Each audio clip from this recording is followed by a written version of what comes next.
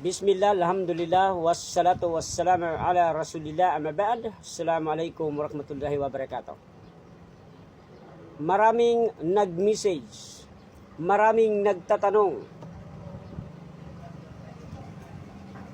na kailan daw ako babalik sa pagiging Kristiyano.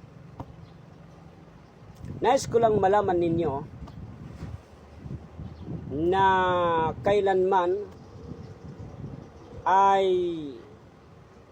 hindi ko babalikan ang isang relihiyon na kung saan ako galing, sapagkat tunay na natagpuan ko na yung katotohanan sa relihiyong Islam. At alam ko na outside Islam ay walang tatanggapin si Allah subhanahu wa ta'ala. Tanging Islam lamang na relihiyon ang tatanggapin ni Allah subhanahu wa ta'ala sa mga huling araw.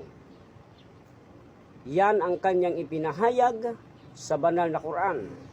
وَمَا يَبْتَغِي غَيْرَ الْإِسْلَامِ دِينًا فَلَا يُقْبَلَ مِنْهُ وَهُوَ فِي الْآخِرَةِ مِنَ الْخَاسِرِينَ.